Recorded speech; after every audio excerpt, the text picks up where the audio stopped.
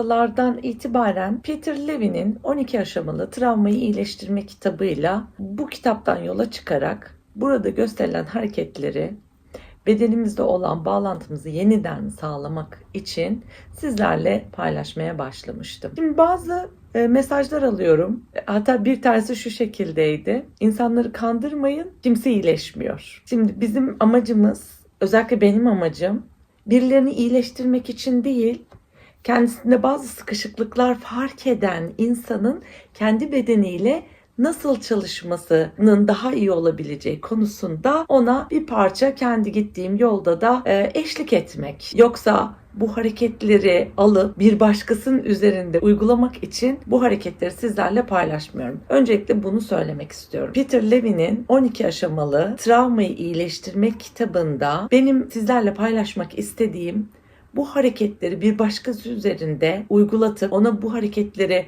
bak uygularsan artık travmaların iyileşecek şeklinde değil, kendi üzerimizde bu hareketleri uygulayarak ben kendim yapıyorum. Sizlere de belki bir rehberlik olur, belki bir ilham olur diye bunları sizinle videolarını çekerek paylaşıyorum. Öncelikle izlediğiniz videolara kendiniz için neler yapabilirsiniz? Fiziksel ve ruhsal nasıl bir kaynak sağlayabilirsiniz? Bu amaçla bakarsanız ben de memnun olurum. Siz de kendi bedeninize ve kendi zihninize odaklanmış olursunuz. Travmaya dair öğrendiğim belki de en önemli şey insanların, bilhassa çocukların genellikle sıradan günlük olaylar olarak gördükleri bazı şeyler karşısında bunalmış, ezilmiş olabilecekler. Yakın zamana kadar travma anlayışımız savaş nedeniyle duygusal olarak yıkıma uğramış, savaş bunalımı yaşayan askerler, taciz veya şiddet mağdurları veya başından feci kazalar ve yaralanmalar geçenlerle sınırlıydı. Bu dar görüş gerçekten ancak bu kadar uzak olabilir. Önemsiz gibi gözüken bir dizi aksilik bir kişi üzerinde zamanla yıkıcı bir etkiye sahip olabilir. Travmanın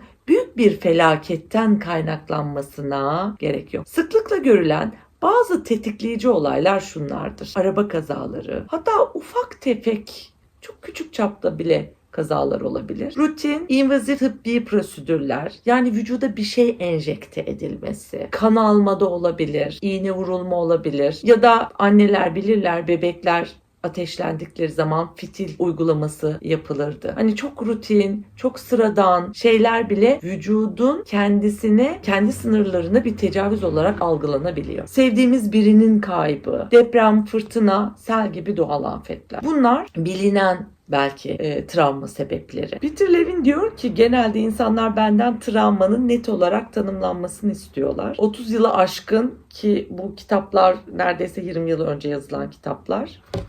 Bir dakika, hemen tarihine bakayım.